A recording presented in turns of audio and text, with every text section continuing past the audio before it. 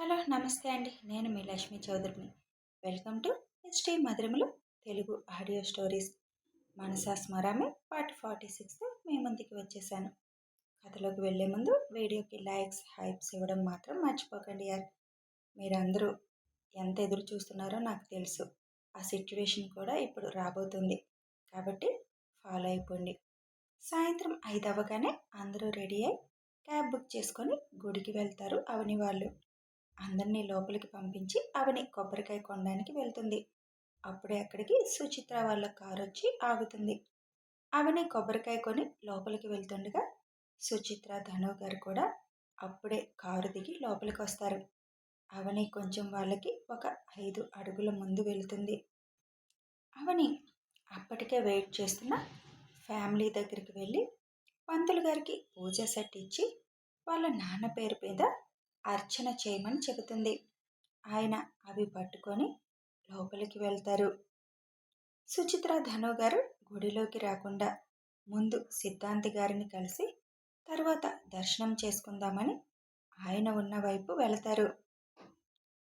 స్వామీజీ దగ్గరికి వెళ్ళిన వాళ్ళని చూసి అభీష్ట ఫలసిద్ధిరస్తు అని అంటారు ఆయన. ఏమో స్వామి, గత 4 నెలలుగా అనుకుంటున్నాం, కానీ మా కోరిక తీరడం లేదు అని ధను గారు అంటారు.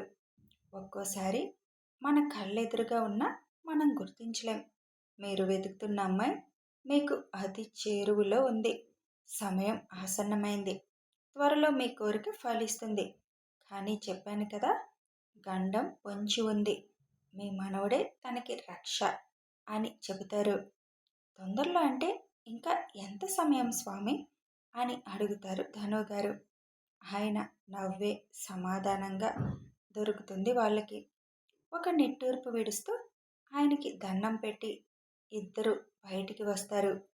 అత్తయ్య, అతి సమీపంలో ఉన్న గుర్తించటం లేదు అంటే మనకేమన్నా దగ్గరలో ఉందా, మనం చూసామా అని అంటూ నడుస్తూ ఉండగా ప్రసాదం కోసం పరుగు పెడుతూ వస్తున్న ఆరు చూసుకోకుండా వాళ్ళకి తగిలి కింద పడతాడు.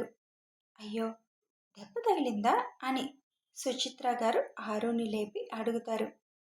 పార్వతి, అను గారు అక్కడ స్వామీజీ గురించి ఎవరో చెబితే ఆయన ఒకసారి కలిసి అవని గురించి అడుగుదామని అవనికి చెప్పి అటు వెళతారు. తండ్రిని ఒక చెట్టు కింద నీడలో కూర్చోబెట్టి ఆరు కోసం వస్తున్న అవని ఆరు పడిపోవడం చూసి తండ్రికి ఇప్పుడే వస్తాను నాన్న అని ఆరు కోసం వెళుతుంది. అప్పటికే సుచిత్ర గారు లేపి ఎక్కడ దెబ్బ తగలకపోవడం చూసి చిన్నగా నడువమ్మా అని చెప్పి అత్తగారిని తీసుకొని ముందుకి నడుస్తారు. మనం చూసామా అత్తయ్య అని మళ్ళీ అడుగుతారు. స్వామీజీ మాటలు అర్థం తెలియక. శ్రీనాథ్ చూసింది అయి ఉంటుందిలే సుచి, ఆయన చెప్పింది. ఒకవేళ మనం చూసినా ఎలా గుర్తిస్తాం అని అంటూ గారు ధను గారు.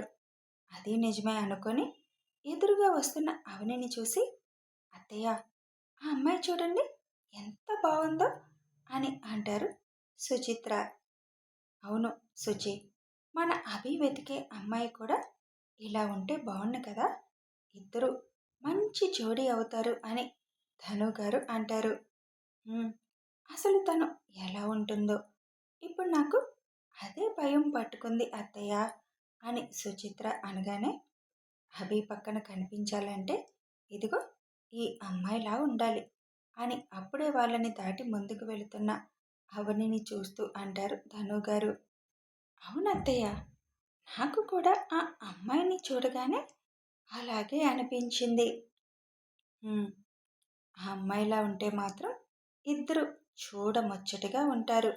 మరి ఆ అమ్మాయి రూపం ఎలా ఉంటుందో, ఎలా ఉన్నా తానే అభి భార్య, అది మనం మార్చలేము. అందుకే కోడలు అందంగా ఉండాలి, తెల్లగా ఉండాలి అని ఎక్కువ ఆశలు పెట్టుకోకు. మళ్ళీ తేడా వస్తుంది. నీ అంచనాలకి తగ్గట్టు ఆ అమ్మాయి లేకపోతే నువ్వు ఆ అమ్మాయిని మనస్ఫూర్తిగా కోడలుగా అంగీకరించలేవు పదా అని గుడిలోకి వెళ్ళిపోతారు. అవని ఆరు దగ్గరికి వెళ్ళి చూసుకొని నడవాలి కదా, దెబ్బలేమైనా తగిలాయా అని అడుగుతుంది. లేదక్క, నాకేమీ తగల్లేదు అని అంటాడు ఆరు. సరే, నువ్వు పక్కనుండు, నేను తీసుకుంటాను ప్రసాదం అని అవని వెళ్ళి లైన్లో నుంచుంటుంది. స్వామీజీ దగ్గరికి వెళ్ళిన పార్వతి అను గారిని చూసి ఆయన ఒక చిరునవ్వు నవ్వుతారు. అనుగారు మనవరాలి పెళ్ళి అని అనగానే అయిపోయింది కదా అమ్మా అని అంటారు ఆయన నవ్వుతూ. అది స్వామి, మీరు కోరుకున్నట్టే జరుగుతుంది. తన పెళ్ళి అయిపోయింది. ఇంకా అందరి కోసం చేసుకునే పెళ్ళే మిగిలి ఉంది. మీ మనవరాలి భయాలు అన్నీ పోగొట్టి తన చేయి అందుకోవడానికి తన భర్త తన కోసం వెతుకుతున్నాడు. జరిగేది జరుగుతుంది. మీరు చూస్తూ ఉండడమే అని చెబుతారు. ఎప్పటికి చేరుకుంటాడు స్వామి అని అడుగుతారు అనుగారు. చిరునవ్వే ఆయన నుంచి మళ్ళీ సమాధానం అవుతుంది. ఆయనకి దండం పెట్టి అక్కడి నుంచి లేచి బయటికి వస్తారు ఇద్దరు. అత్తయ్య, ఆ అబ్బాయి ప్రయత్నం మొదలుపెట్టాడన్నారు కదా, అది అవనికి చెబితే తానే అతని ఎదురుగా వెళ్తుంది కదా అని అంటారు పార్వతి. నీ కూతురు సంగతి తెలిసి కూడా అలా అనుకుంటున్నావా? ఇప్పుడు ఆ అబ్బాయి తన కోసం వెతుకుతున్నాడు అని తెలిస్తే ఇంకొంచెం జాగ్రత్త పడుతుంది. తను వాళ్ళకి కనిపించకూడదు అని. నువ్విదేమీ చెప్పకు. ఆయన చెప్పారు కదా చూస్తూ ఉండమని. అదే మనం చేయాల్సింది. మీరు చెప్పింది కూడా నిజమే అని అంటారు పార్వతి. శంకర్ గారు ఉన్న దగ్గరికి వెళతారు ఇద్దరు. అప్పటికే ప్రసాదం పట్టుకొని అవని ఆరు అక్కడుంటారు.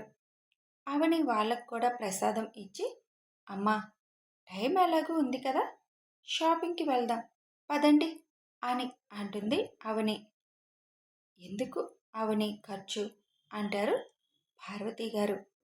పర్వాలేదులేమ్మా, దగ్గరలో ఆరు పుట్టినరోజు ఉందిగా, వాడికి డ్రెస్ తీసుకుందాం పదండి, క్యాబ్ వచ్చింది అని వాళ్ళ నాన్నని తీసుకొని తను ముందు వెళుతుంది. అందరూ బయటికి వెళ్ళి క్యాబ్ కోసం చూస్తూ నుంచుంటారు.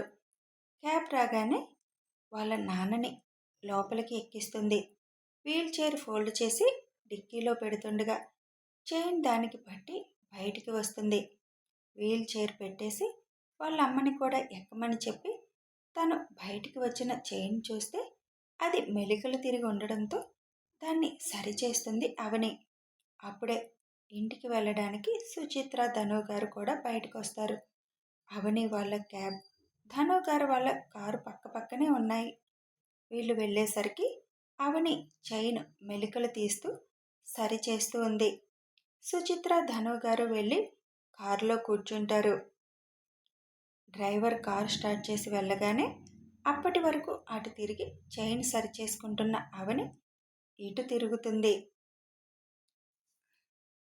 ఎంతకీ ఆ మెలికలు రాకపోతుంటే కారులో కూర్చొని తీసుకుందాము అని కారు ఎక్కుతుంది అవని. కానీ దాన్ని బయటికి కనిపించకూడదని చుట్టినట్టు చుట్టి లోపల బంధిస్తావు. చిక్కులు పడక ఏమవుతుంది?